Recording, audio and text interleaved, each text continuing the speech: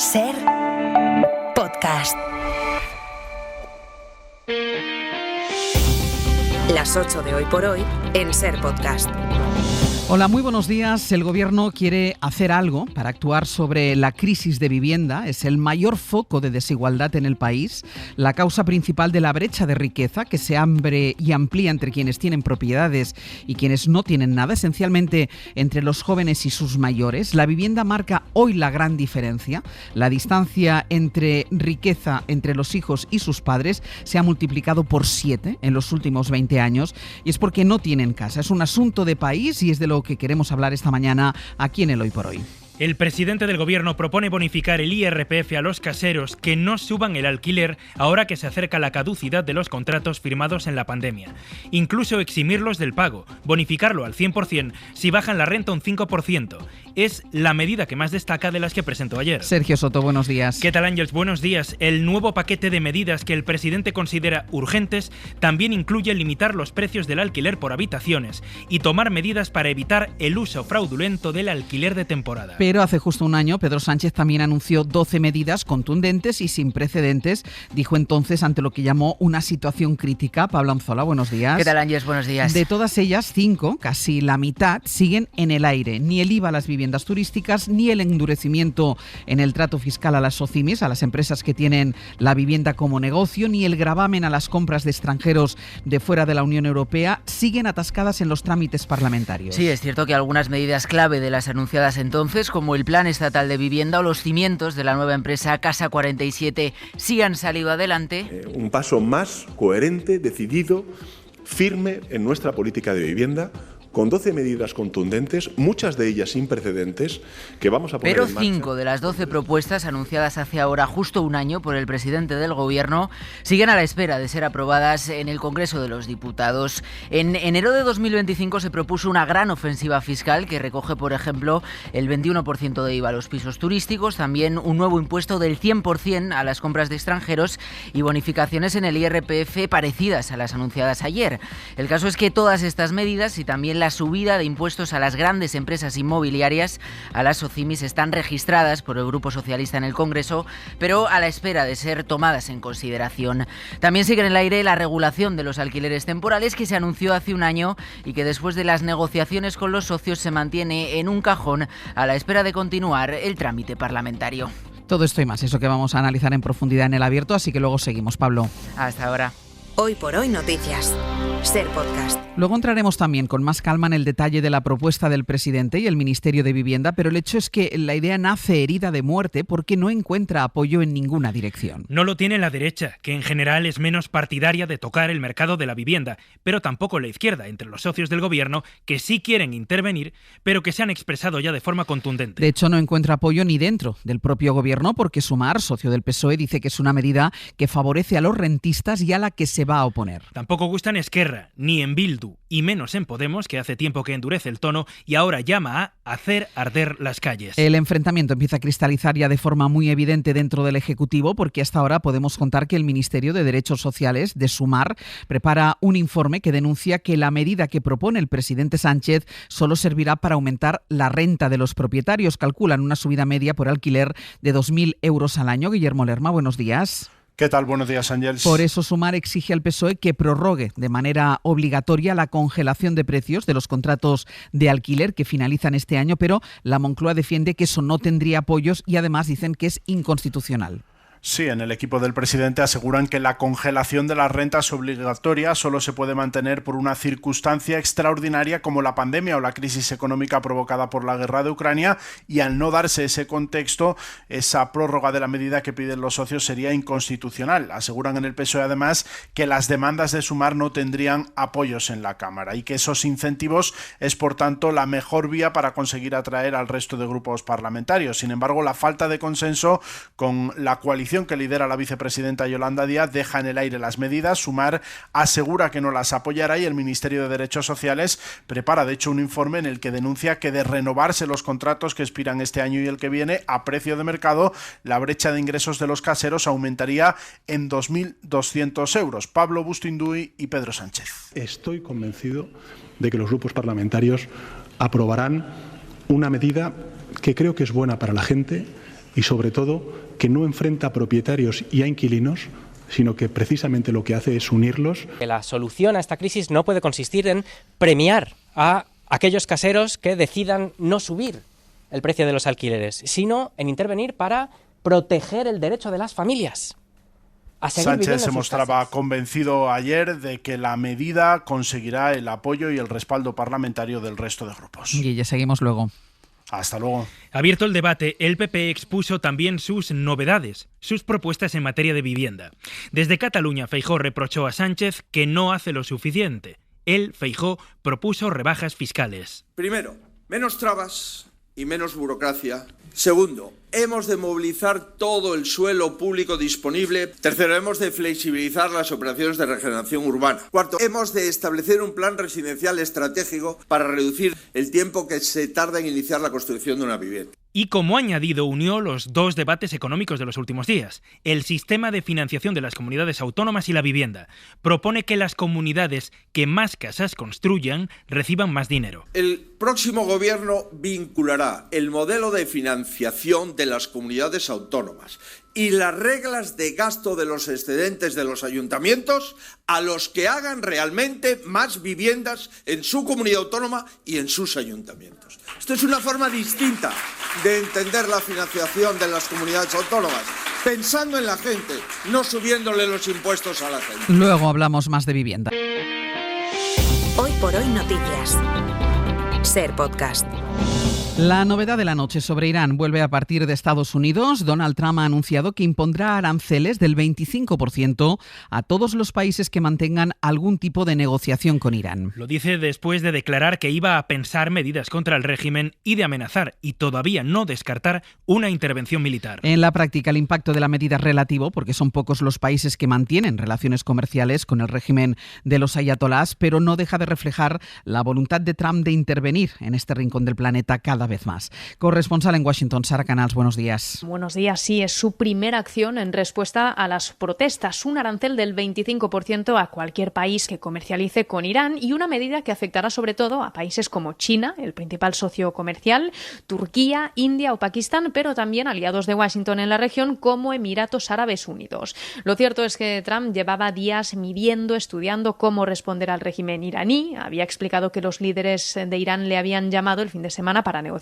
que estaba organizando una reunión, pero que no descartaba actuar antes de ese encuentro, y aquí tenemos ya esa primera respuesta. Imponer sanciones económicas será una de las opciones que Trump barajaba, pero no la única. También están sobre la mesa ciberataques, devolverle la red de Internet a la población o bombardear objetivos no militares en Teherán. Mientras, sobre el terreno en Irán son ya 650 los asesinados por el régimen de los ayatolás, según las ONGs. En la que va a ser la tercera semana de protestas, las organizaciones advierten de la crudeza de la represión de Teherán, que ha detenido ya a más de 10.000 personas. Aunque ahora el temor de estas organizaciones humanitarias es que el gobierno iraní empiece a ejecutar a algunos de los detenidos. Y a pesar de la brutal represión de las autoridades iraníes, miles de personas han vuelto a manifestarse en las últimas horas exigiendo el fin de una teocracia que consideran completamente deslegitimada.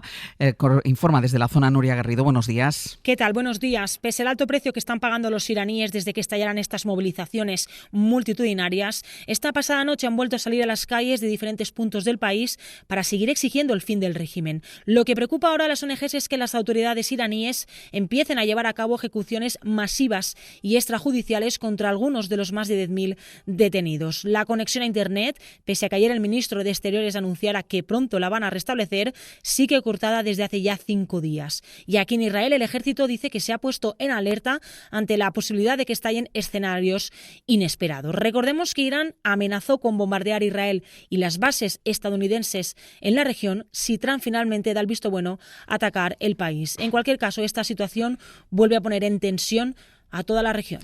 En Venezuela se ha producido la mayor excarcelación de presos políticos en muchos años, aunque las cifras que manejan las organizaciones están todavía muy lejos de los 116 liberados que ha anunciado en las últimas horas el gobierno chavista. Entre tanto, la presidenta interina, Delcy Rodríguez, ha contestado las publicaciones de Trump en las que él se proclama el presidente interino. Dice que Venezuela la gobierna ella y la revolución bolivariana. Enviado especial Nicolás Castellano, buenos días. ¿Qué tal? Buenos días, Ángel. Sí, Delcy Rodríguez lleva solo una semana en el cargo, está cumpliendo en medio de amenazas la hoja de ruta que le marcan Trump y Marco Rubio, pero lanza mensajes a diario intentando deshacerse de esa tutela. Después del petróleo, de estar preparando la reapertura de las embajadas en Washington y en Caracas y de la liberación de presos más o menos a cuentagotas, la presidenta encargada ha respondido esta noche a Trump y a su publicación de una imagen manipulada de Wikipedia en la que el multimillonario aparece como presidente encargado de Venezuela. Nos ratificamos y reafirmamos la soberanía y la independencia de Venezuela. He visto por allí caricaturas en Wikipedia de quién manda en Venezuela. Bueno, aquí hay un gobierno que manda en Venezuela, aquí hay una presidenta encargada y hay un presidente rehén en los Estados Unidos. Y gobernamos junto Rodríguez, que continúa liberando presos, en las últimas horas se ha confirmado la salida del mayor grupo, elevando 56 los excarcelados, entre ellos españoles con doble nacionalidad. La última, Leticia García, según las ONG que acompañan a las familias en Caracas, aunque el gobierno bolivariano afirma que son 116. Sin embargo, a este lado de la frontera siguen sin saber nada. La verdad sí, uno se desespera porque pues las familias al ver que liberan otros y no salen los suyos, se desesperan un poco. Nubia no sabe nada de 9 de los presos que representa y Sandra Castaño tampoco, aquí en Cúcuta, de su hijo que ya ha cumplido más de 6 años en la cárcel. Se siente como una ansiedad, como una frustración y una impotencia ante todo, de ver que la situación sigue igual. 10 días después del ataque a Caracas y la captura de Maduro, el chavismo, Ángel, sigue recomponiéndose y a pesar del run-run, tanto Vladimir Padrino como Diosdado Cabello reiteran ahora el cierre de filas en torno a Delcy Rodríguez. Seguimos luego, hasta el abierto. Hasta luego. Hasta luego. El otro punto que atraviesa Donald Trump con cada una de sus declaraciones es Groenlandia, territorio danés de un país de la Unión Europea y de la OTAN. Todas esas condiciones le confieren la excepcionalidad de un aliado que amenaza a otro, pero sobre todo es la Alianza Atlántica la que está cerca de saltar por los aires. Ayer, cuando por primera vez un miembro dice estar dispuesto a invadir a otro, le preguntaron al secretario general de la OTAN, Mark Rutte, por esto. Rutte, el que llama papi a Trump, prefirió no decir nada ahora sobre él. De hecho, lo poco que dijo fue otra vez para elogiarle. Corresponsal comunitario Enrique García Pozo. El secretario general ha evitado valorar las amenazas de Trump. Al contrario, cuando un periodista le preguntaba si cree que sus elogios al republicano funcionarían en Groenlandia, Rutte contestaba: cuando elogio a alguien lo hago en base a hechos, y creo que los hechos están ahí, decía, señalando el impulso de Trump para aumentar el gasto en defensa. Una respuesta que coincidía casi a la misma hora en la que el republicano ponía un breve mensaje en sus redes diciendo: soy el único que ha salvado a la OTAN. Rutte ha evitado valorar las amenazas de Trump y tampoco ha hecho una mención explícita de apoyo a Dinamarca. Se ha limitado a decir que la alianza debe reforzar su presencia en el Ártico, aunque sin dar más detalles de la propuesta en la que ya trabajan aliados como Alemania o el Reino Unido para impulsar una misión conjunta en la zona.